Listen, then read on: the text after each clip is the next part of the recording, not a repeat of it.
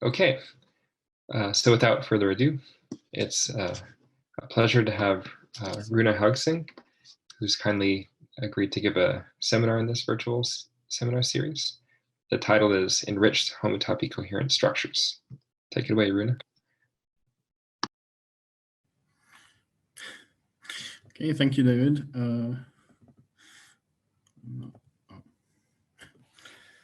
Okay, so yeah, thanks for the invitation to speak in the seminar. I thought I would talk about something that's kind of new. So that's this project on enriched homotopy coherent structures, joint work with Hongyi Chu. So what we're aiming to do is to set up a general framework for defining enriched versions of various homotopical algebraic structures like infinity categories, infinity operators, and so on, and using the same general machinery, and then prove in this setting some results, such as some reasonable conditions that give you explicit formulas for free objects of these types. And so as I already wrote in the first slide here, I should maybe warn you already from the start that I'm talking about these things like infinity categories and infinity operators as algebraic structures. So I'm not considering notions of completeness or localizations at fully faithful, essentially surjective morphisms. As far as I know, that seems to be more of a case-by-case kind of thing rather than something that fits in a general framework. And as David mentioned, this is my first time giving a tablet-based talk.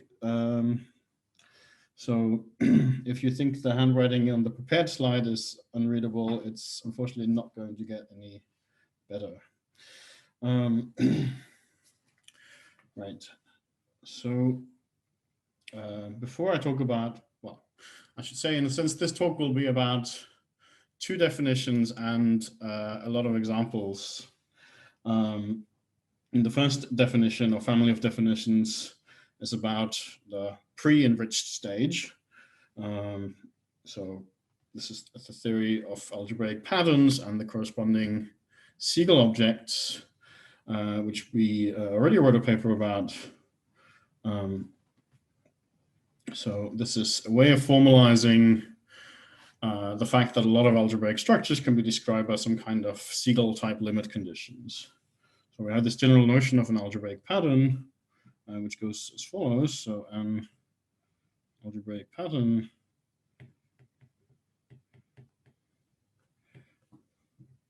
consists of an infinity category, say O, equipped with, first of all, a factorization system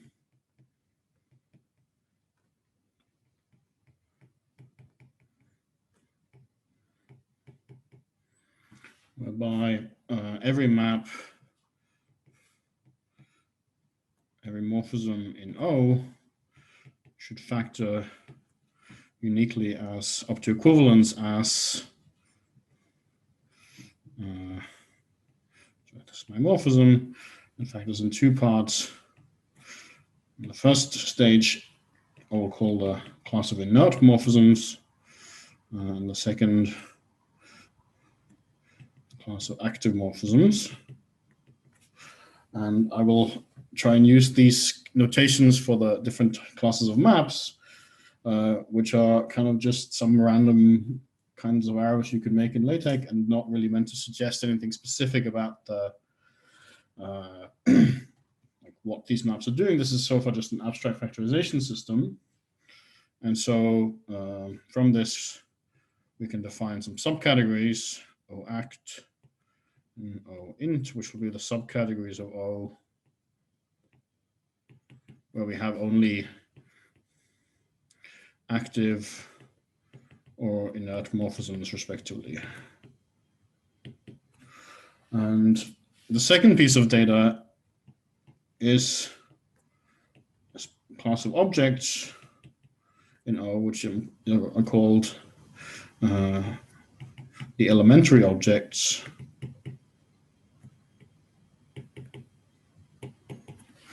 And so I'll write OL for the full subcategory of OInt containing these elementary objects.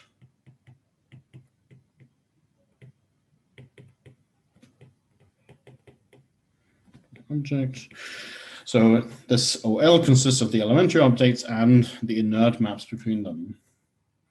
And on the piece of notation, if I have some object in O, then I will write OL under O for this fiber product OL over OInt O. So what does that mean? That just means that this category has as its objects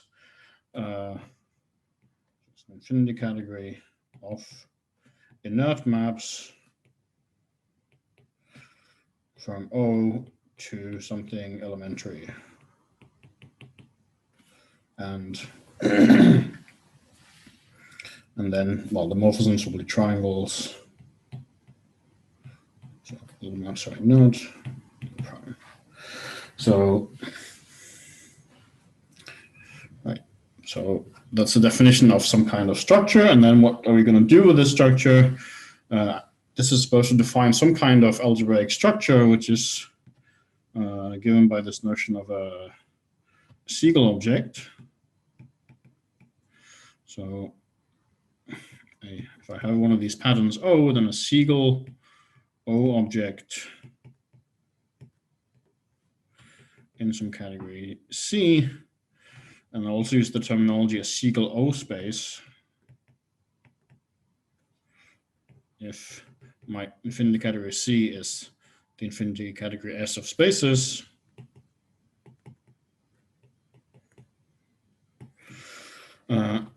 Well, what is this? This is a functor,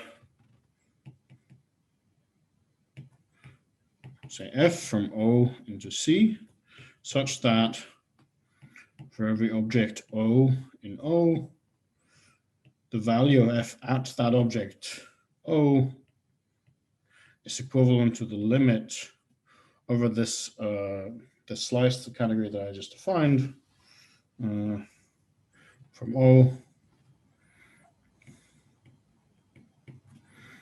So objects here are maps from O to some elementary E, and I take the limit of F at the elementary objects that are the targets of the maps. And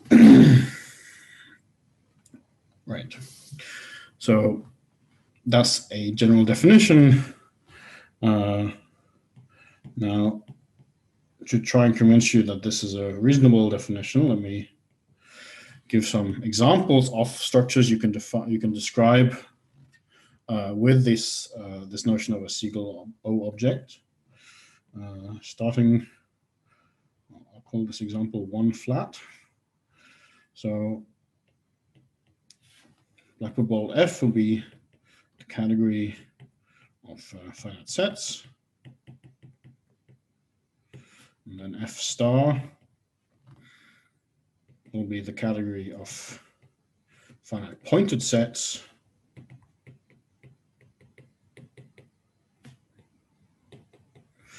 And sometimes it will be convenient to write something like angle bracket n for a particular set of representatives for the isomorphism classes of finite pointed sets. So I'll take this to be, just to be specific, the set 0, 1 up to n with the base point 0. And then I can define a notion of inert and active morphisms in this category. So I say that F going from, say, I to J pointed by J is inert if, well, the inert maps should be the ones that don't really do anything except send things to the base point. So the preimage of some X should have exactly one element in it if X is not the base point J. And it should be active, it's called active if it doesn't do, it can do whatever it wants, except it can't send anything to the base point except the base point. So the preimage of the base point little j should be exactly the set element I.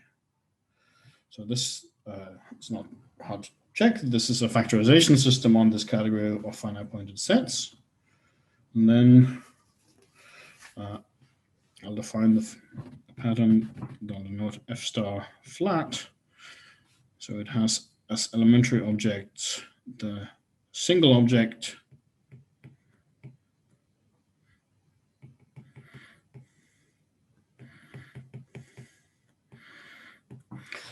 So now we have defined a pattern. So what are the corresponding Siegel objects? So Siegel star flat space. That's a functor from finite pointed sets to the infinity category of spaces, so that its value at, say, the set bracket n is equivalent to the product of n copies of f of 1. And that's coming from the fact that the, well, f star flat L n is the discrete set consisting of some maps I'll call row I from n to 1, where I goes from 1 to n. And this map takes some element j to the base point 0 if I is not equal to j, and it takes it to the non-base point element 1 if I equals j. So these are exactly the inert maps from this n plus 1 element pointed set n to the 2 element pointed sets in the bracket 1. So in other words, these are exactly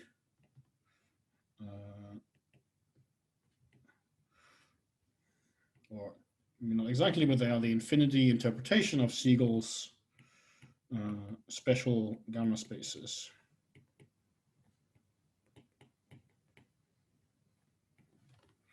And so, which are also, if you like, these are equivalent to infinity spaces or commutative monoids in spaces.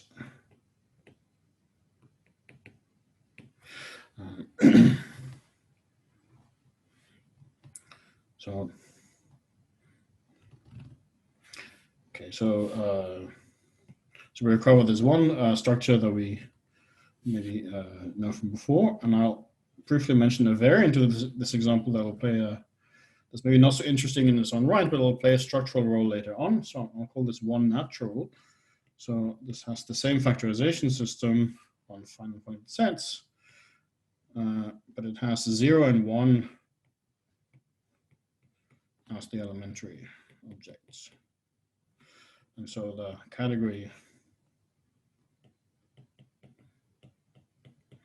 for elementary objects consists of 1 and 0 and the unique map from 1 to 0. And well, so you can talk about Siegel F star natural spaces, and they turn out to be just commutative monoids again, but in the slices over whatever you send 0 to. So if you send 0 to some space X, then you get a commutative monoid in spaces over X with the fiber product. Okay, so next. Could I ask a question at this? Maybe Yes. It's not exactly the right moment. I didn't see the active morphisms enter into anything yet except the definition of a pattern. Have I missed something? Right. So well, they kind of tell you, I mean, I didn't tell you why this was something you might call a commutative monoid. So in this case, the inert maps sort of tell you how to decompose the values into the elementary pieces. And the active ones are the ones that actually describe the algebraic structure, the algebraic operations involved in whatever it is we're defining. I see. Will you explain that today, or do we have to learn about that offline? I mean, so I guess I could try and explain. Oh no, I don't want you to change. No, I just that was just. I should probably. I was going to say that if you I probably plan to say too little about the example, so if you want to hear more, you should interrupt. Maybe just the example of the twofold multiplication. Right, exactly. So if we look at if we have one of these Siegel F flat spaces, then f of 2, well, the Siegel condition tells us that that is f of 1 squared using the 2 inert maps from 2 to 1, and then I have what's left from, I have a third map from 2 to 1, which is the map which is active, which sends both 1 and 2 to 1, and so that gives me a map from f1 squared to f1, which is the multiplication in the commutative algebra structure. No, I just want to say, I understand that the active maps have a role, but delineating a separate subcategory of active morphisms, I didn't understand the role. No, that is just a notation that will maybe come up at the very end. It won't come up. That's what I was. It won't come up for a long time if it does come up. All right. Okay. Okay. So okay. Right. I mean, maybe this is our. Sorry, go ahead. No, go ahead. Well, this might be a related question in that I've forgotten the axioms about the elementary objects. Could you just go back to the first slide? Oh, so there are no axioms. They are just part of the data is that there is some collection of objects that are called elementary. Okay, and it says, yeah, it's just a completely free parameter. Okay, thanks. Right, yeah.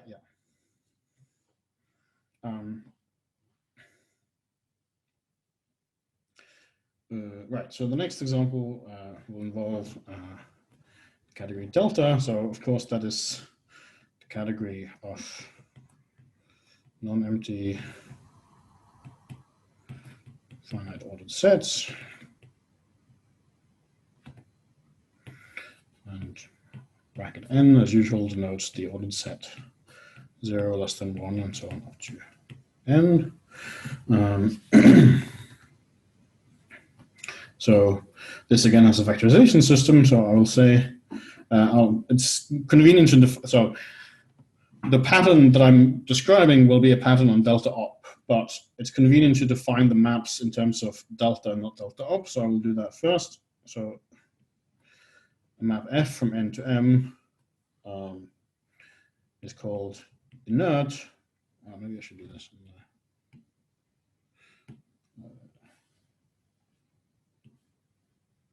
Well, that was not supported. No? Why would you? Okay. Clearly, you're not supposed to want to move things to another page. You have to paste, Rune. Sorry? You can cut and paste those things. I see. Thanks. I'll try and figure that out for my next talk. So if I have some map f from n to m, it's called inert if it's just the inclusion of a subinterval of m. So f of I is just f of 0 plus I for I. And it's active if it preserves the endpoints. So f of 0 is 0 and f of n is m. Right, and these give a factorization system, and they match the correct notion of inert and active if I look at them as like the correct order of the inert and active if I look at them as a factorization system on delta op. So in delta op, I can define a pattern delta op flat where I just have 1 as the elementary object. And then we get something very similar to the first example. So a delta op flat, Siegel delta op flat space will be a simplicial space f, so that f n is equivalent to a product of n copies of f of 1, induced by inert maps from 1 to n, take 0 to I minus 1 and 1 to I. And so this is, well, this is, I guess, Also, a pretty classical notion of associative algebra structure on a space in a homotopical sense. So these are like a notion of infinity spaces or associative monoids.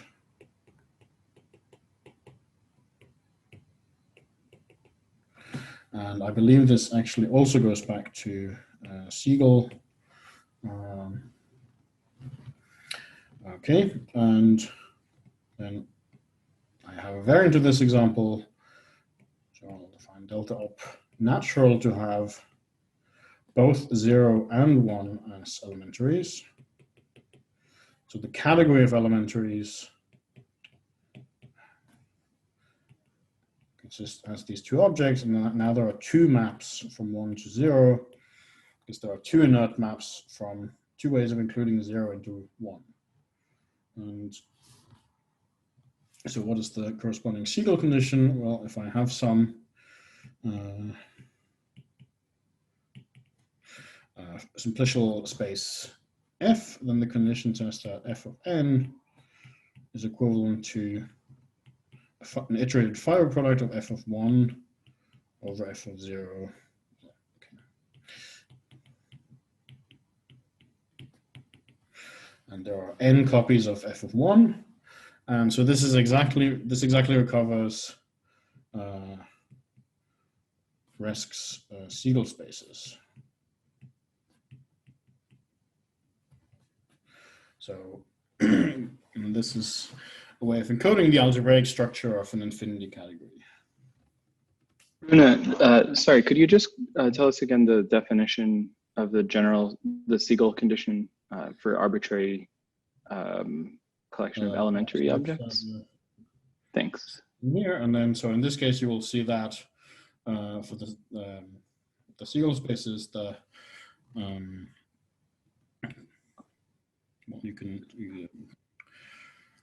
so the whole thing has to be like a right con extension from along, or the restriction to the inerts has to be right con from elementaries. Right con extension of the elementary from the elementaries. That's another way of phrasing it exactly.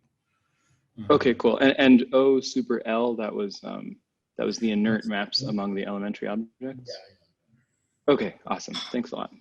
I have one more question on that point. This is David Ayala. Do two Siegel spaces fit into this framework if you take the elementary objects to be bracket 0, bracket 1, bracket 2? Or is it not quite the right con extension? Is there additional locality on those elementaries?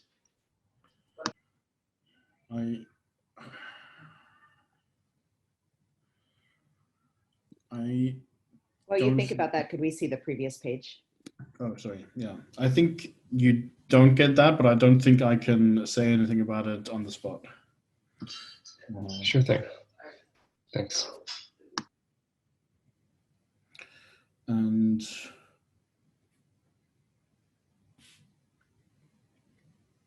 right. So the next example will just be kind of taking products of the previous one. So I can take just the product of n copies of delta op.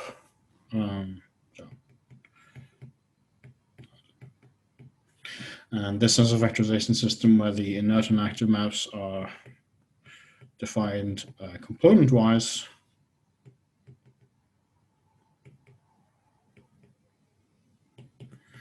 So a map is inert if and only if all its components are inert, and same for the active.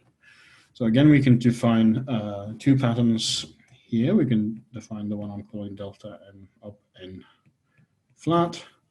And so this has a single elementary object, which is the one where we have all ones.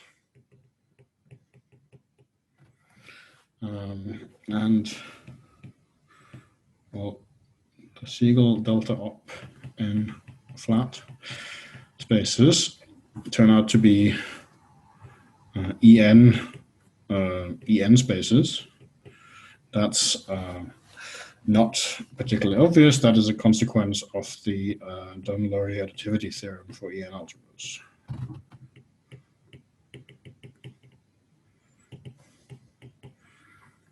So what is pretty obvious is that these Siegel delta op n flat spaces are iterated associative monoids. In the additivity theorem system, that's the same as En spaces.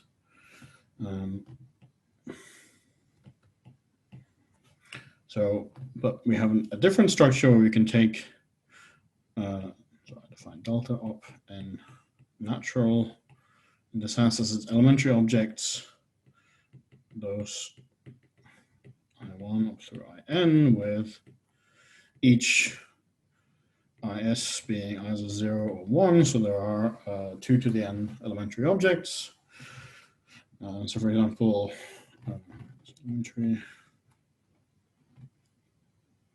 so for example, I can draw delta up to natural L.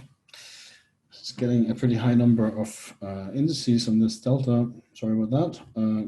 But so we have 1, 1 that has 2 inert maps to 1, 0 and 2 inert maps to 0, 1, and they both have 2 inert maps to 0, 0.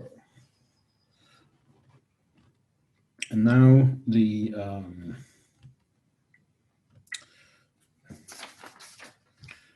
Siegel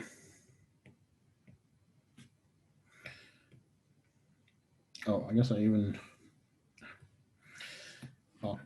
got the indices in the wrong order. I usually write delta n op rather than delta op n, but I'm sure we can all live with that. So the Siegel delta op n natural spaces are like iterated Siegel spaces, or like n-upel Siegel spaces, which were first considered by Clark Barwick. And so these are a model for the structure, for the algebraic structure of, I guess I would say n-upel infinity categories, or maybe n-fold infinity categories. So in particular, for n equals 2, this is a model for double infinity categories.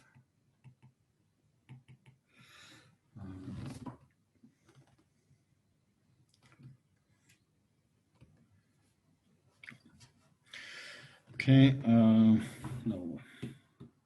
What number was that to? Oh.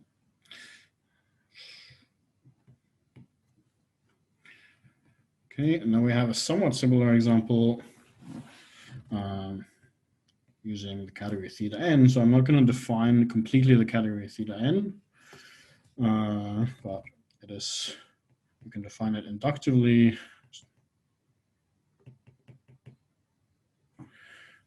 Starting with theta 1 being delta, and then the objects of theta n of the form n x1 to xn, where the xi's are objects of theta n minus 1, and then there is a map is given by a map in the first, then the n in the delta, and then maps, appropriate maps, an appropriate collection of maps in theta n minus 1 between the components in the list that I'm not going to write down. But again, you can define a factorization system into inert and active, like inductively in terms of these components, component wise.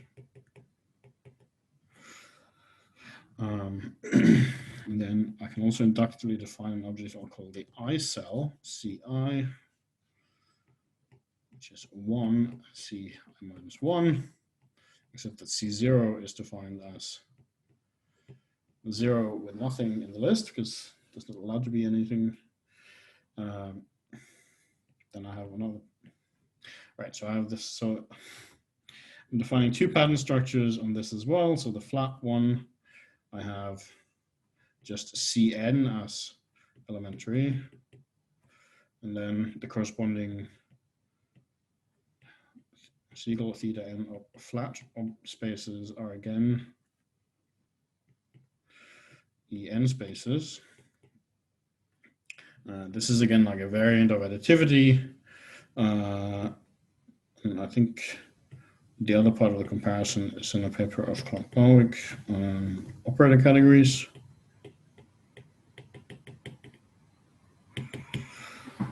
And then we have the maybe more interesting pattern where we take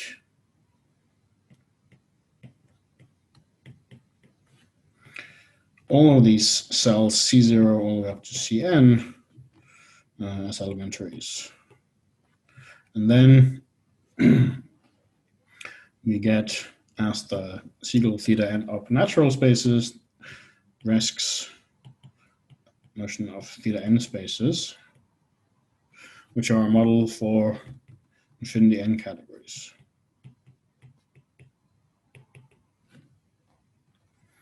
And we also mention as a sort of general meta example that all these examples so far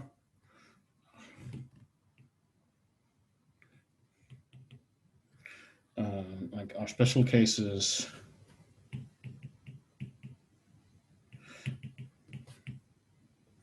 of definitions you can make in the context of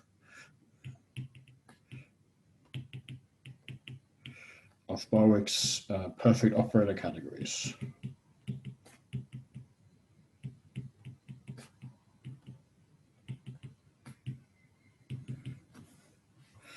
And right. But I'm not going to tell you what those are, but I want to move on to a different class of examples which have more to do with operads. So 6, we have the dendroidal category omega, usually defined by Modek and Weiss. So I certainly am not going to give a complete definition of this, but the objects are trees, rooted trees, finite rooted trees, I guess. And it has a factorization system where I can think of the inert maps as the subtree inclusions and the actives as the boundary preserving maps. So if I have some tree like this one, then I can include, say, the subtree as a morphism in omega, and this would be an inert map. And then there's another one that corresponds to the composition along the tree, which would so it preserves the boundary in the sense that the leaves and the root correspond. So this would be an example of an active map. So here we have a pattern omega natural, where the elementary objects are just the edge, which is often called eta, and then the corollas. So I have a single vertex and then n inputs. And then the notion of a Siegel omega up natural space gives exactly the dendroidal Siegel spaces of Szysinski and Modek.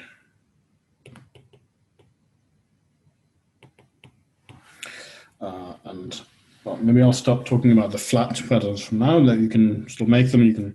The flat pattern here would just throw away the edge as the elementary object, and then you'd model one object infinity operads. Oh, I should say this is a model for infinity operads.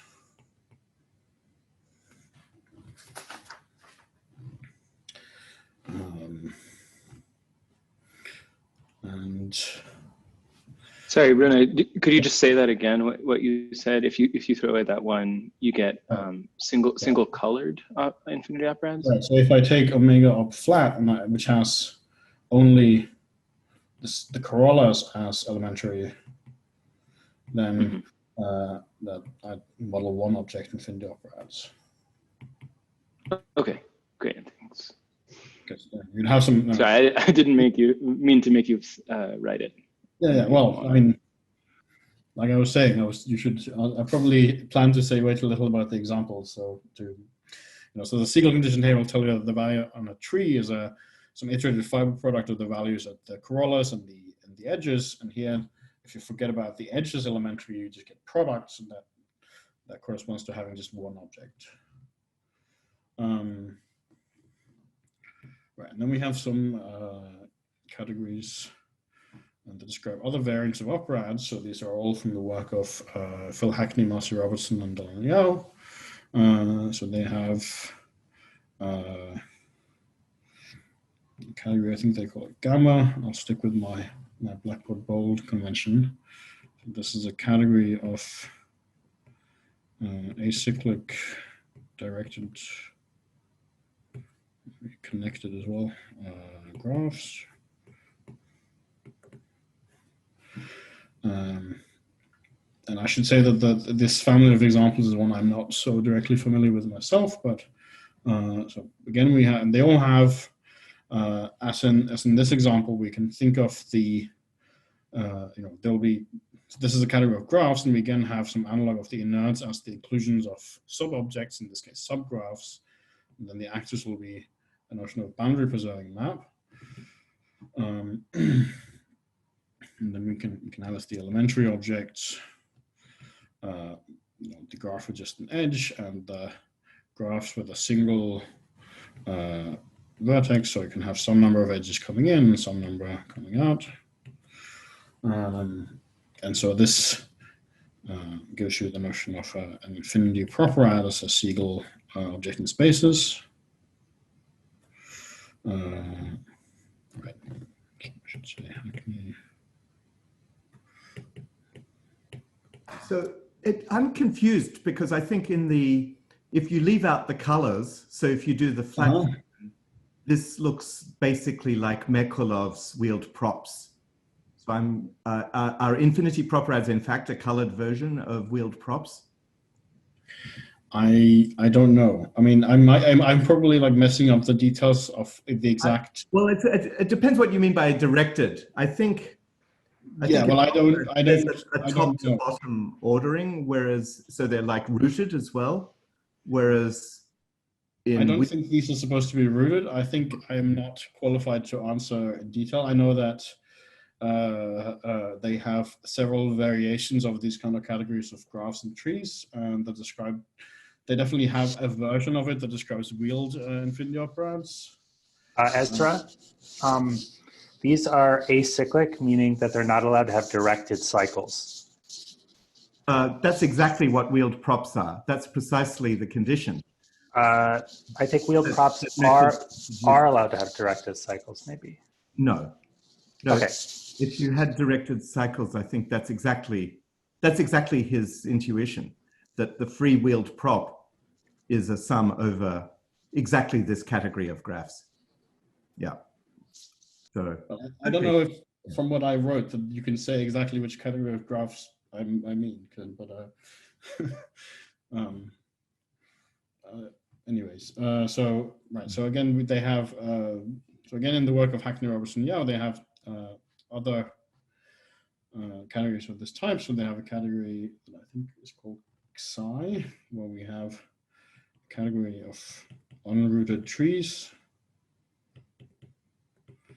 which you can use to define a notion of cyclic infinity operads.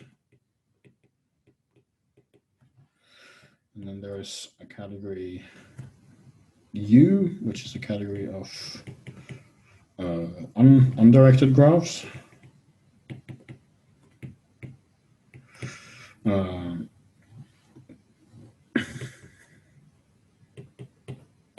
Which Phil gave a talk about in this seminar a couple of weeks ago. And this leads you to a notion of modular infinity operads.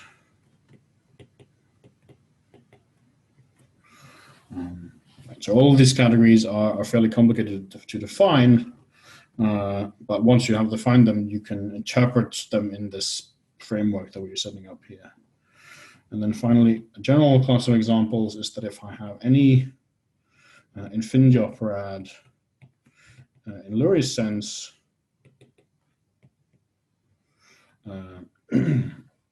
which is a certain kind of functor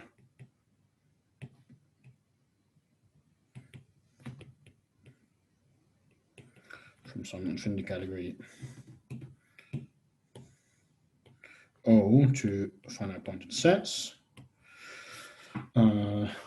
has a natural factorization system lifted from the one we defined for finite pointed sets, and then we have, let's call it O flat, the pattern where the elementaries are all the objects that live over one in finite pointed sets, and the corresponding Siegel O flat spaces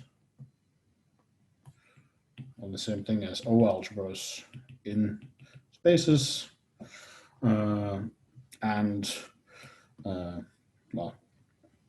so this is a general family of examples. There are many variations of it. For example, I could replace infinity operads by generalized infinity operads, which are another notion from higher algebra, or actually you can define analogous structures over any base pattern and lift pattern structures along them. But Rune, this is David. Yeah. For generalized infinity operads, would bracket 1 as well as bracket 0 be the elementaries? So you can do, or everything over them? You can do two things. You again have a flat and a natural pattern. So O flat will have all the objects over 1, and O natural would have all the objects over 1 and 0. And right, how much? Okay, that took even longer than I thought it would, but that is the list of examples that I wanted to present. So you might ask, why do all of these algebraic structures come in some sense, or can be described from these algebraic patterns? And I suppose one answer is that if they didn't, then we wouldn't have bothered to define this notion in the first place. But another answer is the following result. Oh, sorry. Yeah, before you go on, so I noticed that on your first slide, your ambient setting for a pattern was an infinity category. Mm-hmm. So I was wondering which, so all of the examples you gave, it was right. A category. So I was wondering if you have something in mind to take advantage of that generality. Yes, so we'll see something later on. But so, for example, this last example, you could plug in any infinity operand, and those would not necessarily be. I see. Okay. Mm-hmm.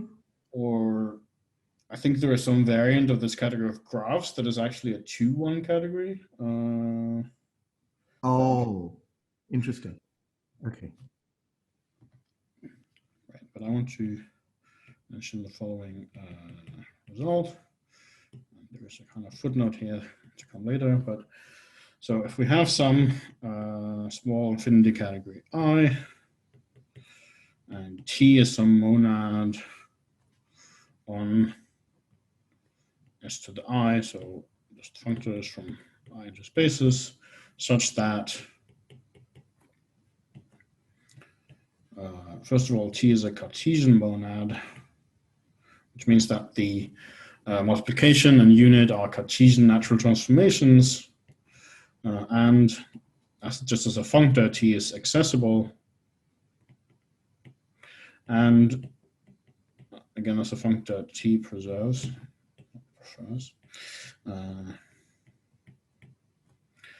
weakly contractible limits. So this is means limits that are indexed by weakly contractible categories. So, for example, it has to preserve pullbacks and arbitrary wide pullbacks. And so these conditions are what we call polynomial monad on a appreciative category for whatever reason. And so the point is that then if we have such a monad and there exists, you can define a certain subcategory, full subcategory, no, yeah, a certain full subcategory of the category of T algebras in spaces of the I that has a canonical pattern structure, and well, there's an essentially surjective functor from this category I that is part of the one is defined on into the elementary objects of this pattern, such that we have a commutative diagram. Well, first of all, Siegel objects for this pattern in spaces are equivalent to T algebras, and from here I can, from the Siegel objects, I can restrict to just functors from the elementaries. And here, of course, I have the forgetful functor to, I guess I shouldn't be saying here and pointing with the pen that you can't see, but here I have the forgetful functor, the functors from I to spaces, and this diagram commutes. And so we say that, you can say that the monad is complete if this map from I to the elementaries is actually an equivalence. And furthermore, we actually prove an equivalence between the complete polynomial monads and a certain class of patterns. So this is an answer to the question in the sense that whenever you have a monad that satisfies these conditions, that you get a canonical pattern out of it that describes the algebras for the monad. And so I should say, well, first of all, I should say that this is closely related so in the one categorical setting to the nerve theorem of Weber. And so the footnote is that this is, there is a mistake, well, a serious mistake in the setup for this result in the archive version of the paper. And there is an update coming soon. Which is to say, I thought I was going to, well, things don't seem to happen as fast as usual at the current time on my end. So, okay, so that was the first part of the talk. So as I said, the talk will have two sort of collections of definitions and a bunch of examples. And so now I'm arriving at the second cluster of definitions that will actually have something to do with these enrichments. And so we need a little bit more than just a pattern to define that. So I want to give two definitions of structures I'm calling Cartesian and enrichable patterns. So a Cartesian pattern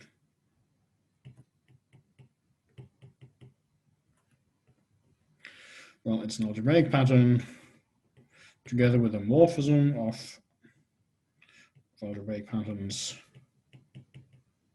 So I didn't define that, but it just means a functor that preserves all the structure that is part of the definition of a pattern. So it should preserve the inert and active morphisms and the elementary objects. So we have a morphism of algebraic patterns, an absolute value symbol from O to finite pointed sets flat.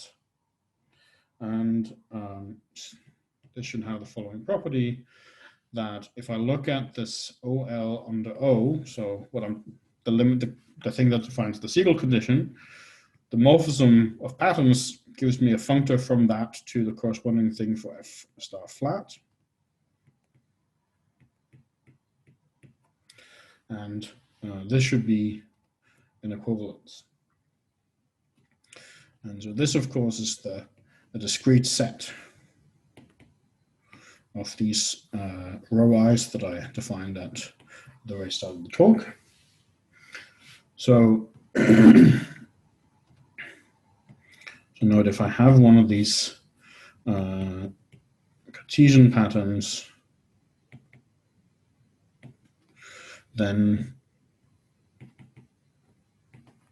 the Siegel condition for some functor f from O to S at the object O is given by a finite product. So it's f of O goes to the product of n, the value of f of n elementary objects OI, where, well, so the n comes from, the value of I being n. So there's a unique inert map rho I O from O to something called OI, which is elementary. So this is the unique lift of rho I from n to 1.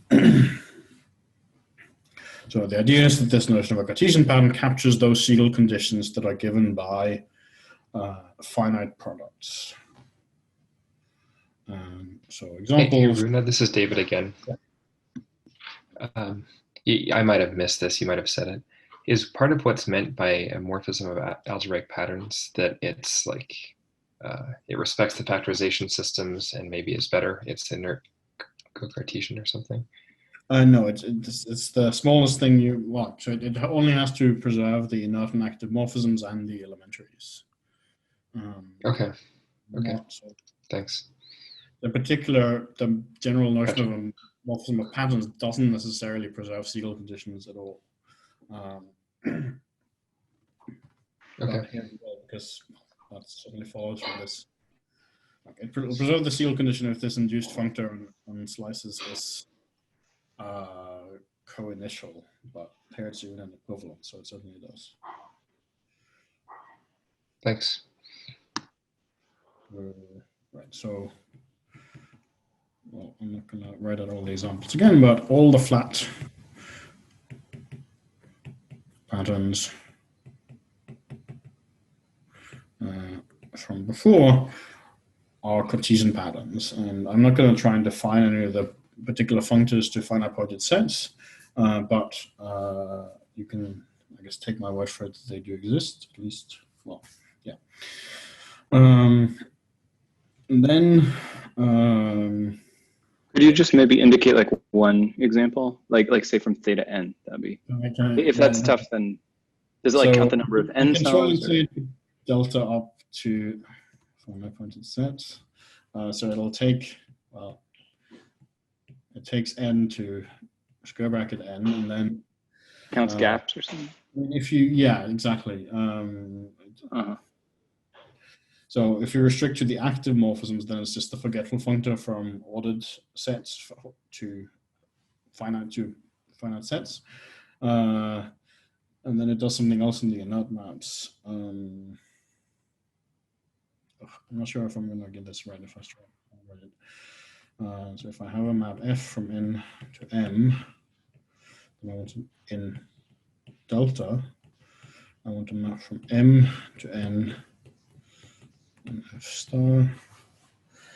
Yeah, I think I can imagine this part. I was more curious about how it interacts with like with higher dimensional algebraic structures, Right. like, so specifically theta n, and just the action on objects. Well, in theta n, it counts the number of top dimensional cells. Okay, great, thanks. That's what I was hoping. I mean, yeah, and if you take it on the dendroidal category, then it counts the number of vertices in the trees. Okay, I guess, yeah. Okay, cool. Thank you. More helpful to say that than to try and write down the exact formula. Yeah, I agree. Right. So now that was the notion of a Cartesian pattern, and then a variant, which is what I'm calling an enrichable pattern. So this is just an algebraic pattern. O with a morphism of patterns. Again, absolute value from O to F star, but now to F star natural. So before, in a Cartesian pattern, all the elementaries have to lie over 1 in F star, whereas here no, we're allowing elementaries to map to both 0 and 1.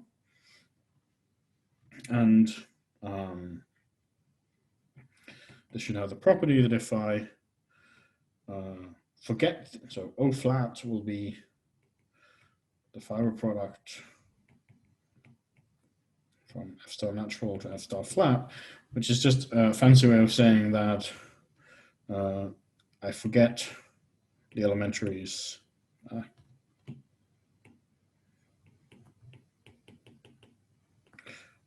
that happen to lie over 1, and I only keep those that lie over, sorry, I forget the elementaries that lie over 0, and I keep only those over 1, and this should be Cartesian. This should be a Cartesian pattern in the previous sense. And so you're defining the flat symbol on O in this through the functor. And yeah, like a flat was sort of like a decoration describing a certain class of examples, and then is that right? Yeah. Okay. So if, yeah. Right. So all the examples that had that natural symbol before are examples of enrichable patterns. Mm-hmm.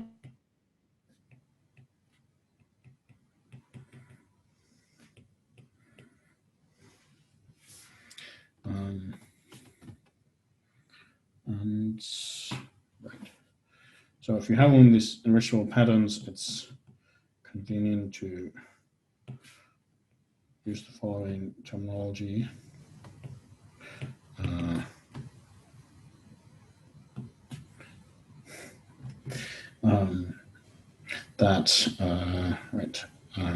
If O is enrichable, then a Siegel O flat object, I'll just call it O monoid.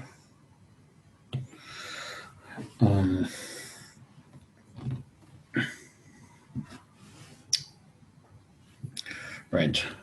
So, right. So the idea is that having one of these enrichable patterns, there is an alternative way of describing the Siegel O spaces that, and that alternative description is one you can generalize to talk about enriched things. So this involves this notion that I'm calling algebroids for O. So I'll fix some enrichable pattern O. Now I can look at O0, which is the full subcategory of objects that lie over angle bracket 0 in F star. And because there are no active maps to 0 except the identity in F star, the factorizations of morphisms in O0 will also live in O0. So this has a factorization system and a pattern structure.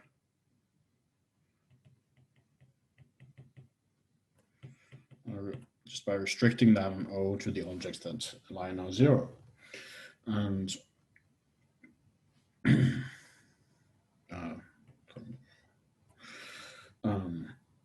then if I denote the inclusion of the subcategory by O, then you can check that the right Kahn extension along that functor takes Siegel O0 spaces to Siegel O spaces. And then I can make the following definition. If I have if X is a Siegel O0 space, then O sub X over O will be the left vibration corresponding to the right Kahn extension I lower star X from O to spaces. And well, we can lift the pattern to this. We can lift both the pattern of O and the flat pattern of O to OX. And okay, so I need some more notation, so I'll write mon O over O0 of S over Siegel O0 spaces. This will denote the Cartesian vibration for the functor taking X to OX monoids in spaces, which is to say Siegel OX flat spaces. Sorry, this is just a lot of notation, but the point is the following. Let's see, I can put it here. The following theorem. So if I have an enrichable pattern, then I can describe Siegel O spaces as monoids for this family of patterns OX.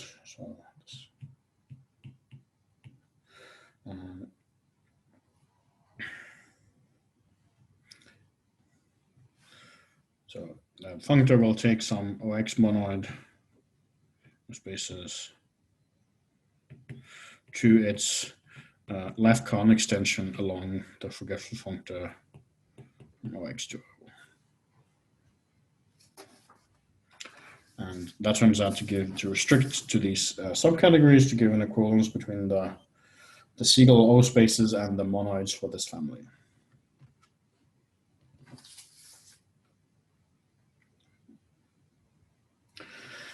And the point then is that this this new description as a family of monoids is one we can generalize to a non-Cartesian context. So here, all we're using about spaces in this right-hand side of this equivalence is that we have the Cartesian product.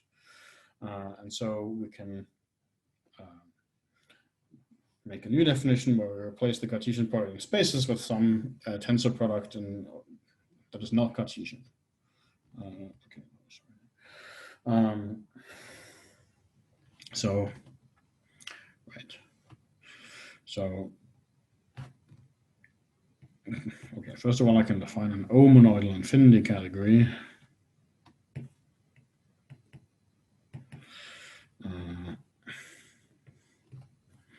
So that's a co-Cartesian vibration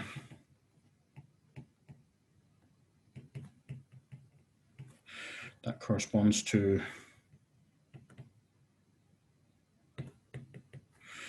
an O-monoid in infinity categories. And then if I have one of these O-monoidal infinity categories, an OX algebra in the tensor is a commutative triangle, so OX flat to V tensor flat. So you can either view this as a commutative triangle of patterns, or you can say that we have a commutative triangle of infinity categories where A takes inert morphisms to co-Cartesian morphisms in V tensor.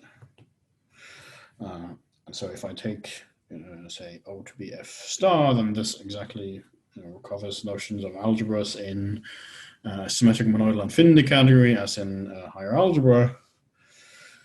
And I don't know if it's maybe the people who haven't read higher algebra have stopped paying attention half an hour ago anyway. But if not, you should feel free to ask me to explain what on earth this is supposed to mean.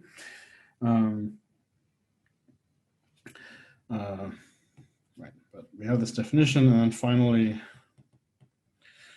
an O algebroid in the symmetric monodal, this O monodal infinity category V tensor is just an OX algebra for some Siegel 0 space X. Okay, so this is our proposed definition of enriched Siegel O objects that are enriched in V. And we have, we can gather them all together into an infinity category alged O of V, which is a fibration over Siegel 0 spaces. So, right, so that was the second definition. And so now, and I guess this will be all I have time for, I want to go back to the examples and try and explain why this is a reasonable definition of an enriched O Siegel object in those cases.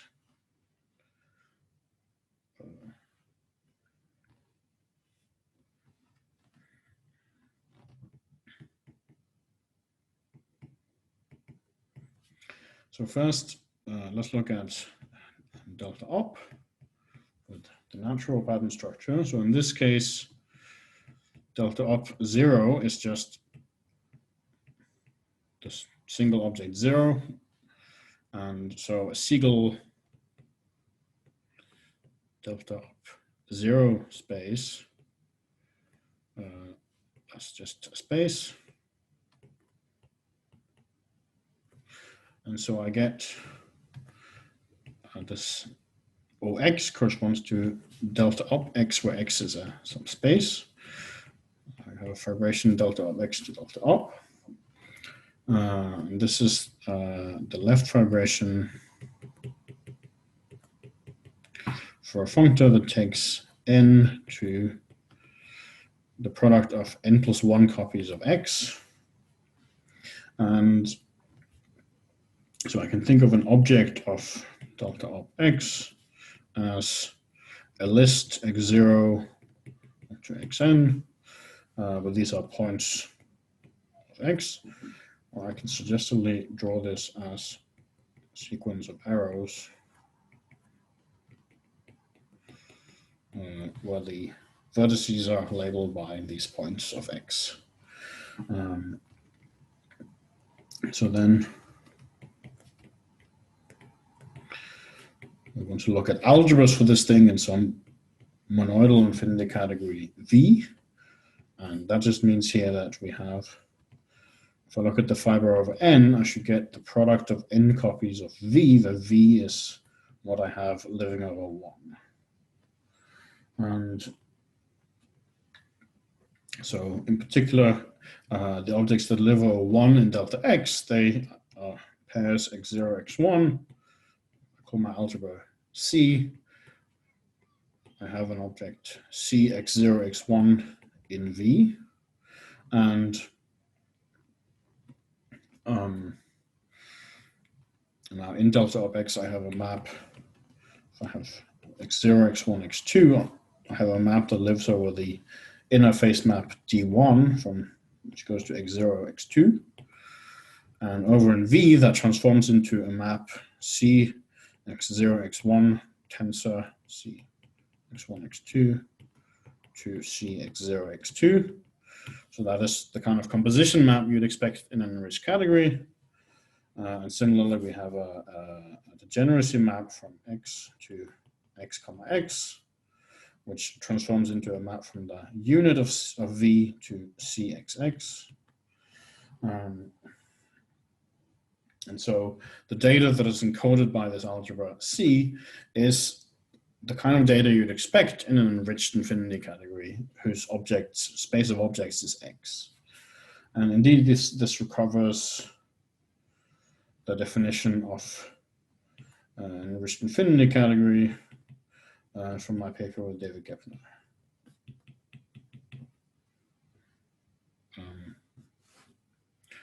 Right, okay. Yeah, so the second example will be the lambdoidal category.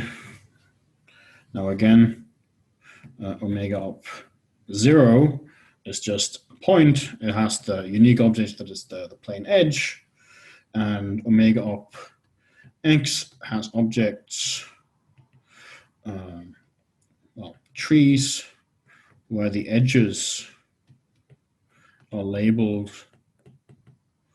by points in x, and so an algebra for one of these things, omega up x in some V tensor.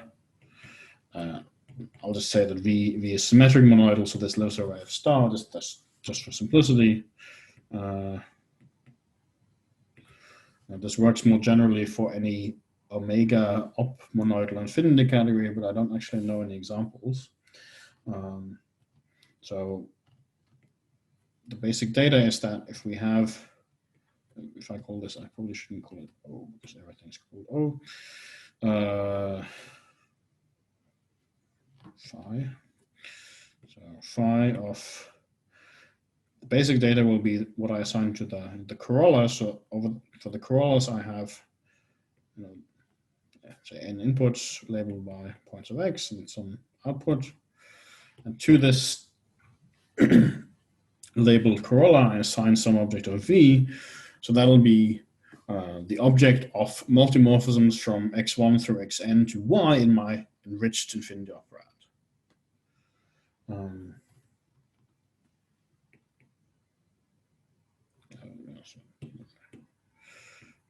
Multimorphisms from x1 for the enriched infinity.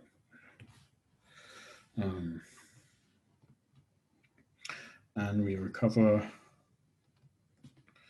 one of the models for enriched infinity operads from my paper with Haugseng on enriched infinity operads.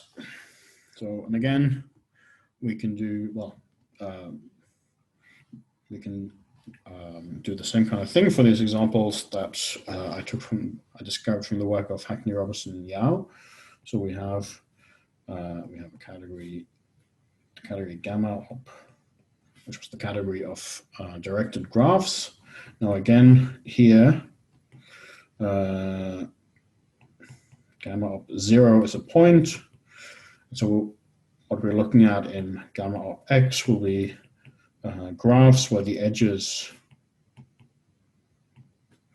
are labeled by points in x. And so this leads towards a notion of enriched infinity properads. That's studied in more detail in forthcoming work of Haugseng and Phil.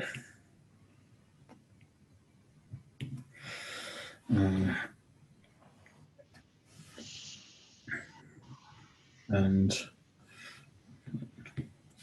so in all these examples so far, the thing at 0 was pretty boring. It was just a point, but I want to describe some examples where it's not a point. So one of those is these examples of the category xi of unrooted trees and this category u of undirected graphs. And in those cases, over 0, the elementary of the category of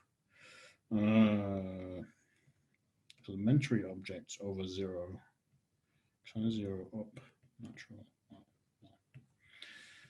L, it has a single object, but that object has an automorphism.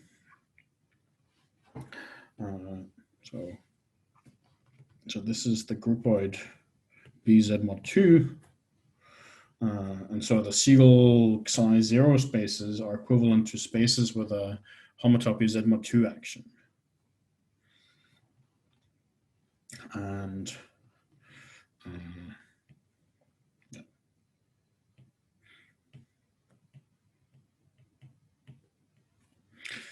And I believe we get the same for this U. 0.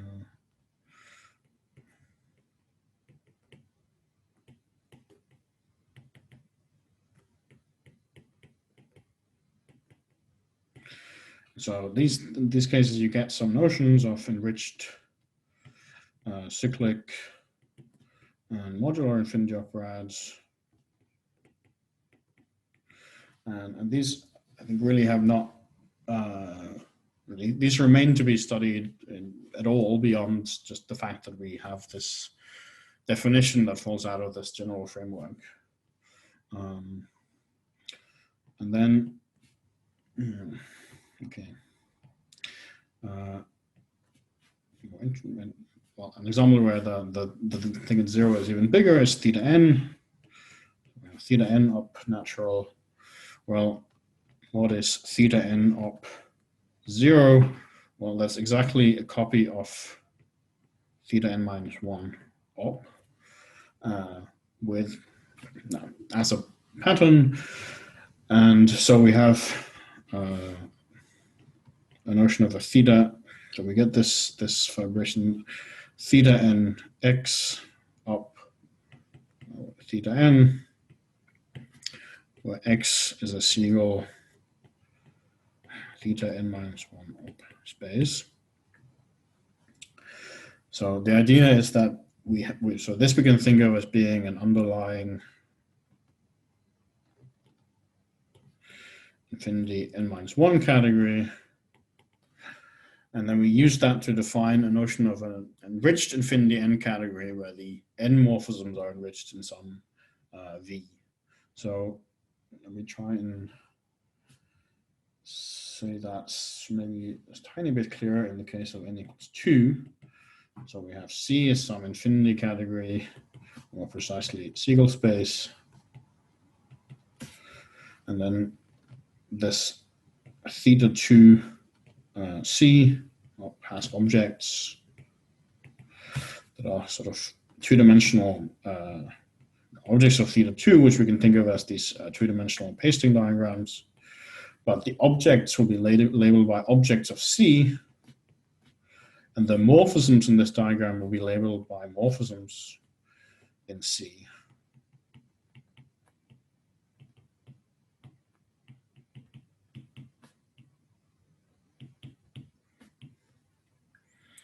And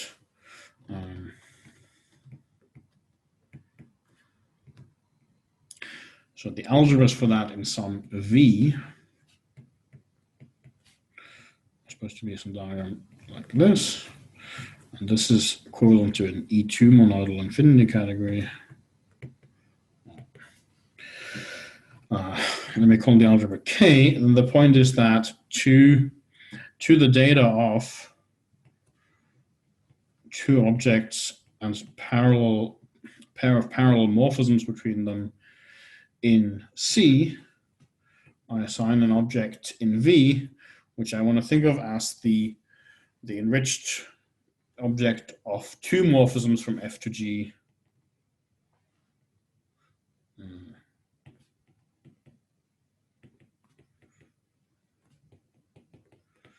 In an enriched infinity 2 category.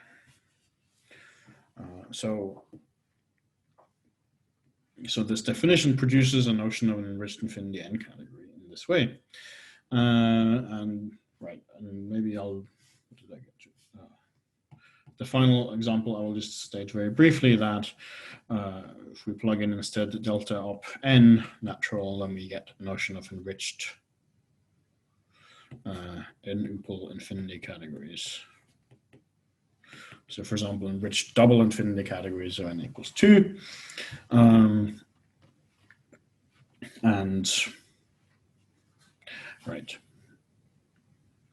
again, this is an example where at 0 we have something kind of complicated. So if I take delta op to 0, I get kind of the axes where in delta squared, I get those objects where I want one of the components has to be 0. So it's like 0, 0, 1, 0, 2, 0.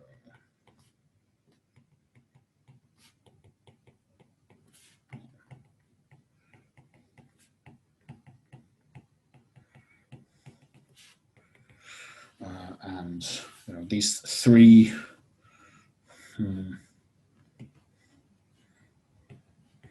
will be the elementary objects. So it's like you have to specify a pair of Siegel spaces with the same 0 space, same space of objects, and out of that you have a notion of an enriched double category where that pair of Siegel spaces specify the horizontal and vertical morphisms and their compositions. What is the functor to fin star in this case? From delta to the n? Well, even just in this delta op 2. Yeah, so the sub-0 means fiber over 0, you said? Yeah. So I was just wondering, like, what functor is it that gives this as the fiber over 0? So if you believe that we have a functor from delta up to finite pointed sets that I do refused to define for you earlier, then we can do this. Oh, do you like take the smash product or something? Yeah, let's do the smash product. Exactly. So in terms of the indices, we're like n comma m goes to n times m, and so gotcha. So the things that live over 0 are exactly the ones where one of the indices is 0. Perfect. Okay, thank you. Okay, I think this is a good place to stop. Right, I had prepared to say a little bit about some work on free algebras, but that would ruin the pattern of having only definitions and examples. So I think I will just stop here. Thank you. Thank you, Rune, for that great talk. Are there any questions out there? Yes, I have one. Muriel speaking. Yep. Can you go back to the first theorem that you stated on the algebras over a Cartesian monad? This one? Right. Yeah, I just try to understand exactly, in some examples, so first of all, is your theorem constructive? Meaning that are you able to provide, if you have your T, your infinity category with? Right, yes, so there is an explicit definition of this category, W of T. So these are, well, there's a specific definition. I don't know if explicit is it's fairly involved. Like, it involves this theory of generic morphisms that from Mark Weber's work, and so they're like the free algebras on. So you start with the objects of. I'm not even sure I can reconstruct this right now. So. I'm just happy to know that you have a constructive definition. Right. So there is this. So it's kind of interesting, the fact that there is a canonical pattern associated to these monads. So for example, you can ask whether the patterns in the examples are canonical, and some of them are not. So it's canonical if it turns out that it's canonical if it's like if the Uneda functors satisfy the Siegel condition. So if the Siegel limit conditions are actually limits in the pattern itself. So, for example, oh, I see. So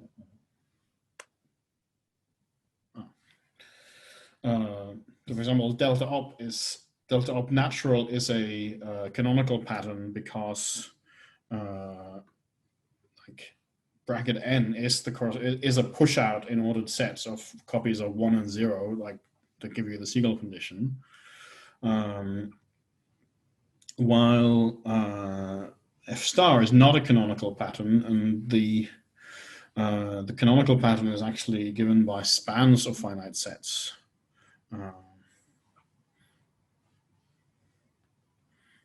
Okay. Okay, and I have a question, another one, just to, in the simple case where your category I is just it's just a terminal category. I mean, just a point. What does tell you this theorem?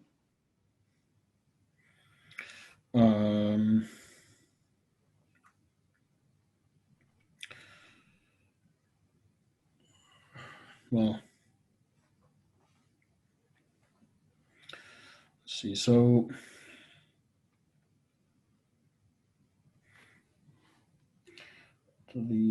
so among the examples, so among this class of polynomial monads, you can look at the smaller class where you require the functor to be not just accessible, but also to preserve sifted colimits. And in my work with Joachim Koch and David Gepner, we showed that that class of monads on spaces correspond to one object infinity operads. Okay. Well, so, or more generally, if you that works when AI is an infinity groupoid, but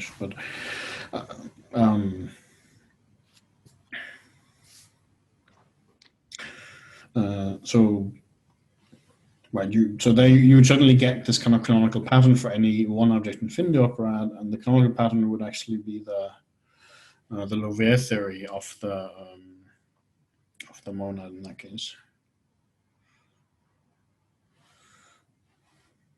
Rune, can I just make sure I'm trying to understand this? So I is just the underlying category of the pattern, and then you're recognizing. No, I usually think of as being the elementary objects, but okay. you had the wrong elementary objects, and like it's kind of like the complete. It's very small. If you plug in the right kind of monad, it specializes to the completeness condition for Siegel spaces or dendroidal Siegel spaces. So this completeness condition, you should say, is kind of like saying that you if it wasn't complete, then you didn't have all the equivalences between the elementary objects that were supposed to be there. Mm-hmm. So in the example, let's just say of complete Siegel spaces, then I is the inert less than or equal to 1 stuff. No, this is kind of confusing because you can view a Siegel space as giving you a monad on spaces to x0, just by, I mean, like, I guess it's like if x dot is a Siegel space, then I think I get the monad by kind of, the underlying functor will be like push-pull along the span where I have the two face maps.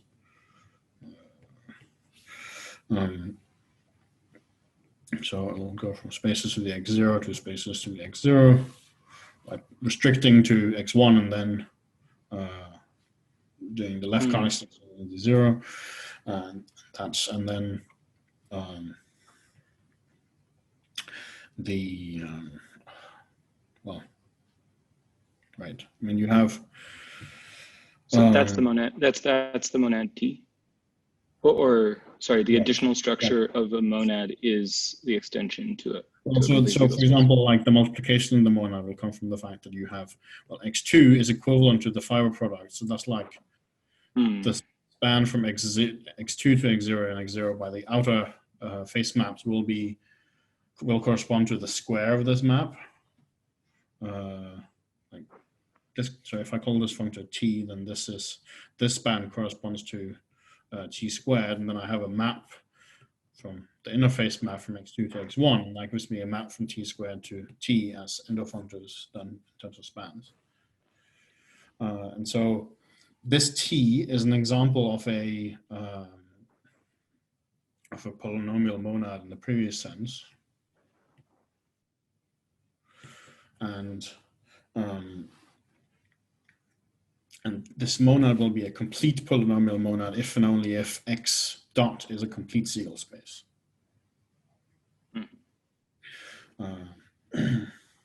So, right.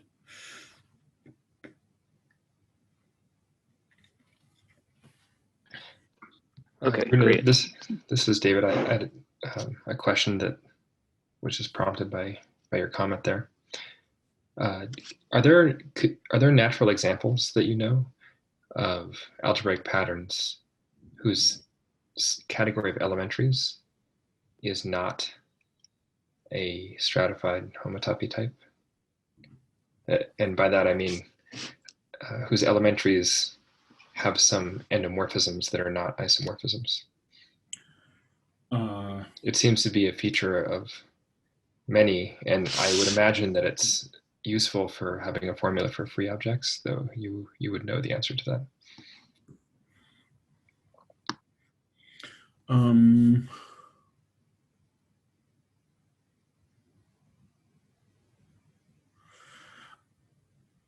So you're asking if, for an example, where the elementaries, sorry, any elementary does not have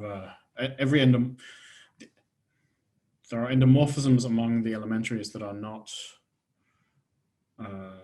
automorphisms, but they should be. That's right. A feature of the examples, the ones that I am familiar with at least, is that all of the subcategories of elementaries have the feature that they're nearly posets. Right. I think I agree with you.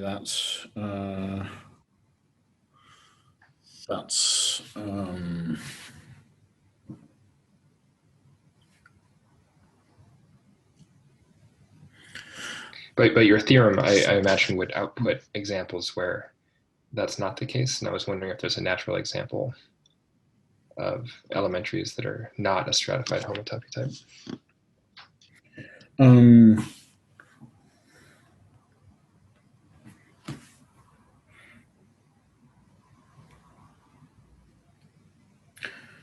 Yeah, I don't think I can think of any, and I guess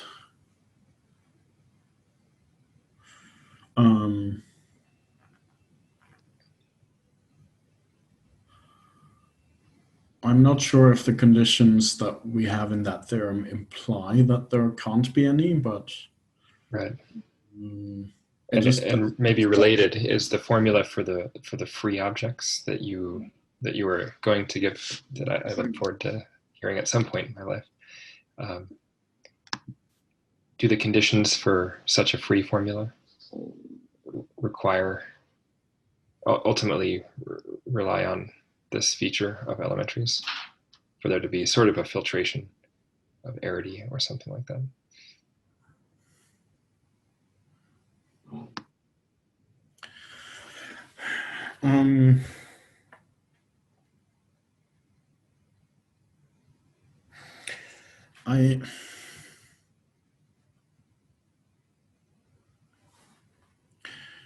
I don't see that, but it's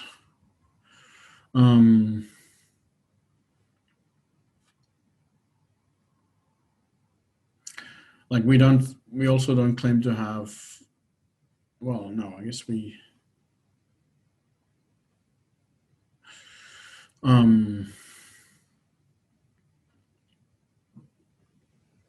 yeah, I haven't thought about the connection between I haven't thought about this condition before, so but that's an interesting point. So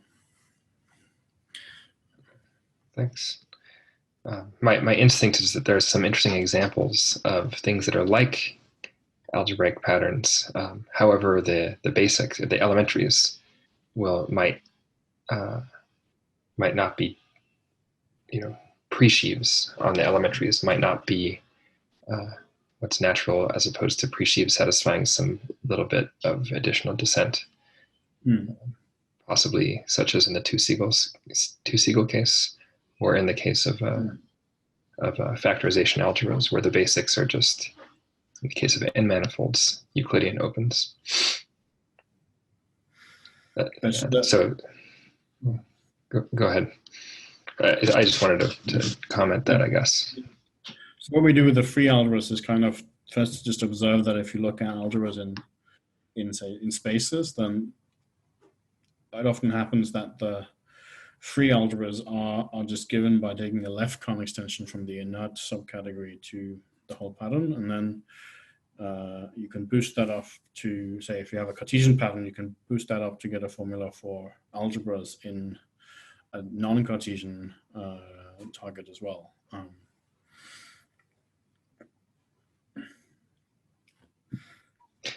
Are there any other questions out there? Well, I have a sort of question/comment because so I was fascinated at the beginning that you chose a pattern to be potentially in infinity categories, because that resonated very much with my interest in old definitions of conformal field theory. So you can kind of, I think, following really ideas of Kevin Costello, you can reformulate Siegel's definition of a conformal field theory as something very much lying in the situation of your patterns, except it would be a fibrant simplicial category, the underlying category. And then Kevin then said a topological conformal field theory. And then I think that would be precisely an example. I mean, sorry, well, he said something where essentially it was, you have, instead of a strong symmetric monoidal functor, you have one which is collax with quasi-isomorphisms as the natural transformations, just as in Bausfield and Friedlander's perspective on what a gamma space is. So thinking about that, it seems to me that the role of symmetric monoidal functor in Kevin's formulation of what a conformal field theory is, or a topological field theory, precisely corresponds to your notion of what an enriched algebraic pattern is, the role of the finite sets in that axiom. So from my perspective, I think what you've achieved, which I've never understood or been able to comprehend, is how you would extend Kevin's definition from symmetric monoidal functors, symmetric monoidal categories, to infinity symmetric monoidal categories. I think ultimately, I think that's the biggest achievement here. But this is a very superficial reading of your talk. I may not have understood the details well enough, and there may be other advances here going on. But certainly, I mean, part of what's going on here is I don't actually know what an infinity symmetric monoidal category is in my bones, so that it's very hard for me to fully check all my statements. But but I can tell you in the tea room what the algebraic pattern I have in mind is, if you're interested. Yeah, that'll be interesting. Yeah. Okay, any other questions? Rune, can I ask a question real quick? What was your notion of enrichable pattern, or that you mentioned a while back? Right, so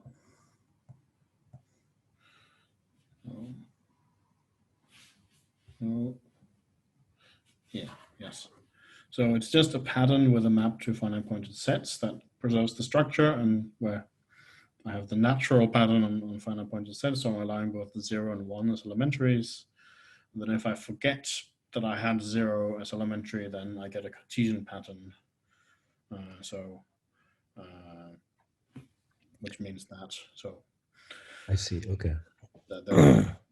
Thanks. Yeah. You need the Cartesian structure for this? I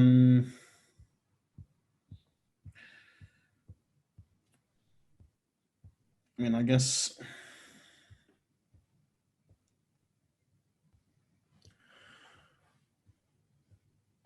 my question is just what would make a non-enrichable thing? Yeah, I guess. I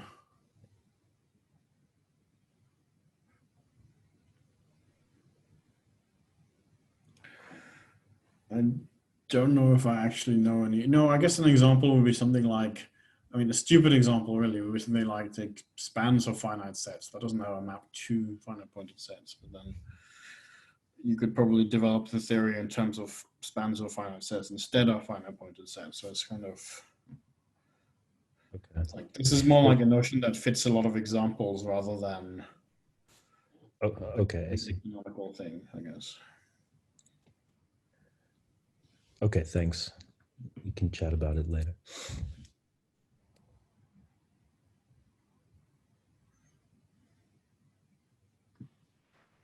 All right. Well, thank you, Bruno, for that great talk. Thanks for having the endurance to sit through all of that. And consider, to anyone out there, consider joining us in the tea room for some more informal discussion. The link for it is in the chat.